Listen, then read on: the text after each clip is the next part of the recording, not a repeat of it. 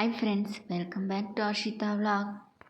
ಇವತ್ತು ಶ್ರಾವಣದ ಮೊದಲನೇ ಶುಕ್ರವಾರ, ಜೊತೆಗೆ ನಾಗರ ಪಂಚಮಿ ಆಗಿರೋದ್ರಿಂದ ಪೂಜೆ ಮಾಡಲೇಬೇಕು. ಸೊ ಅದಕ್ಕೆ ಪೂಜೆ ಮಾಡೋಣ ಅಂತ ಇದ್ದೀದ್ದೀನಿ. ಇವತ್ತು ಟಿಫನ್ ಮಾಡಿ ಪೂಜೆ ಮಾಡೋಣ ಅಂತ ಅಂದ್ಕೊಂಡು ಬಾಗಿಲಿಗೆ ರಂಗೋಲಿ ಹಾಕ್ತಾಯಿದ್ದೀನಿ. ಎದ್ದಿದ ತಕ್ಷಣ ಬಾಗಿಲಿಗೆ ರಂಗೋಲಿ ಹಾಕ್ಬಿಟ್ರೆ ಅದು ಫಸ್ಟ್ನೇ ಕೆಲಸ ಆಗುತ್ತೆ.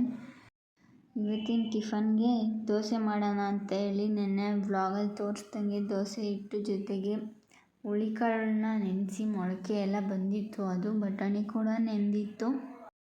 ಸೊ ದೋಸೆ ಮಾಡೋಣ ಅಂತ ಎಲ್ಲ ರೆಡಿ ಮಾಡಿಕೊಂಡೆ. ಜೊತೆಗೆ ಬೇಗ ರಂಗೋಲಿ ಹಾಕ್ಬಿಟ್ಟು ಒಳಗಡೆ ಬಂದು ಟಿಫನ್ ಕೆಲಸ ಶುರು ಮಾಡ್ಬೋದು ಅಂತ ಬೇಗ ರಂಗೋಲಿ ಹಾಕ್ತಾ ಇದ್ದೀನಿ.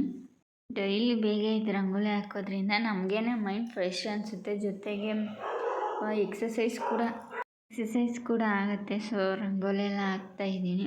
ದೋಸೆ ಜೊತೆಗೆ ಇವತ್ತು ಸಿಂಪಲ್ಲಾಗಿ ಕಡಲೆ ಬೀಜದ ಚಟ್ನಿ ಮಾಡ್ಕೊಳ್ಳೋಣ ಅಂತ ಅಂದ್ಕೊಂಡೆ.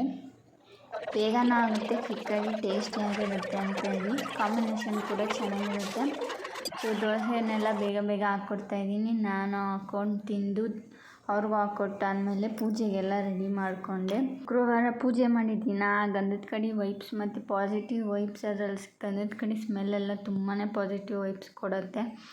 ಜೊತೆಗೆ ಮನೇಲಿ ಧೂಪ ಹಾಕೋದ್ರಿಂದ ತುಂಬಾ ಒಳ್ಳೆಯದು.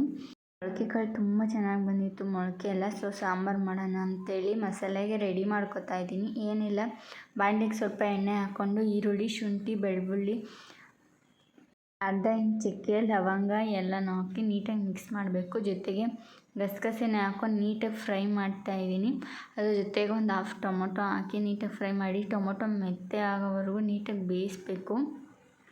ಬೇಯಿಸಾದ್ಮೇಲೆ ಸ್ಟವ್ನ ಆಫ್ ಮಾಡಿ ಅದಕ್ಕೆ 2 ಸ್ಪೂನ್ ಧನಿಯಾ ಪೌಡರ್ನ ಮಿಕ್ಸ್ ಮಾಡಿದ್ರೆ ಸಾಂಬಾರು ಮಸಾಲೆ ತುಂಬಾ ಟೇಸ್ಟಿಯಾಗಿರುತ್ತೆ. ಅದಾದಮೇಲೆ ನೀಟಾಗಿ ರುಬ್ಕೊಂಡು ಒಗ್ಗರಣೆ ಹಾಕ್ತಾಯಿದ್ದೀನಿ. ಏನಿಲ್ಲ, ಕುಕ್ಕರ್ಗೆ ಈರುಳ್ಳಿ ಹಾಕಿ ಮೊಳಕೆ ಕಾಳನ್ನ ಹಾಕಿ ಅದಕ್ಕೆ ಸ್ವಲ್ಪ ಉಪ್ಪು ಹಾಕಿ ನೀಟಾಗಿ ಫ್ರೈ ಮಾಡಬೇಕು.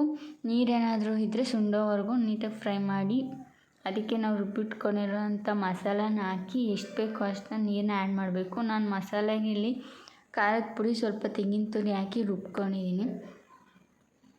ಮಸಾಲೆ ಎಲ್ಲ ಹಾಕಿ ನೀಟಾಗಿ ಕುದ್ದ ಮೇಲೆ ಕುಕ್ಕರ್ನ ಮುಚ್ಚಬೇಕು. ನಮಗೆ ಕ್ವಾಂಟಿಟಿ ಎಷ್ಟು ಬೇಕೋ ನೀರು ಅಷ್ಟನ್ನ ಹಾಕ್ಕೊಂಡ್ರೆ ಸಾಕು.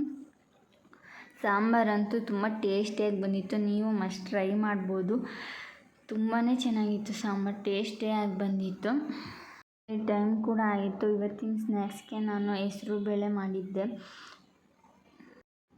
ಏನಾದರೂ ಹೆಲ್ತಿ ಸ್ನ್ಯಾಕ್ಸ್ನೇ ತಿನ್ನೋಣ ಅಂತೇಳಿ ಮನೇಲೇ ಹೆಸರು ಬೇಳೆ ಮಾಡ್ಕೊಂಡು ತಿಂದು ಇವತ್ತಿನ ವ್ಲಾಗ್ನ ಇಲ್ಲಿಗೆ ಎಂಡ್ ಮಾಡ್ತಾಯಿದ್ದೀನಿ. ಈ ವ್ಲಾಗೆಲ್ಲ ನಿಮ್ಗೆ ಇಷ್ಟ ಆಗಿದ್ದರೆ ಲೈಕ್ ಮಾಡಿ, ಶೇರ್ ಮಾಡಿ ಆ್ಯಂಡ್ ಕಮೆಂಟ್ ಮಾಡಿ. ಸಬ್ಸ್ಕ್ರೈಬ್ ಆಗೋದನ್ನ ಮರಿಬೇಡಿ. ಏನಾದರೂ ಮಿಸ್ಟೇಕ್ ಇದ್ದರೆ ಕಮೆಂಟಲ್ಲಿ ಹೇಳಿ. ಎಲ್ಲರೂ ಹೆಲ್ತಿಯಾಗಿ ಊಟ ಮಾಡಿ, ಆಚೆ ಆದಷ್ಟು ತಿನ್ನೋದನ್ನ ಕಡಿಮೆ ಮಾಡಿ ಅಂತ ಹೇಳ್ತಾ ಈ ವ್ಲಾಗ್ನ ಇಲ್ಲಿಗೆ ಎಂಡ್ ಮಾಡ್ತಾಯಿದ್ದೀನಿ. Thank you for watching. ನನ್ನಿಂದ ಸಾಧ್ಯವೇ ಎಂಬ ಪ್ರಶ್ನೆಯನ್ನು ನನ್ನಿಂದ ಸಾಧ್ಯ ಎಂದು ಬದಲಾಯಿಸುವುದು ಯಶಸ್ಸಿನ ಮೊದಲನೇ ಹೆಜ್ಜೆಯಾಗಿರುತ್ತದೆ.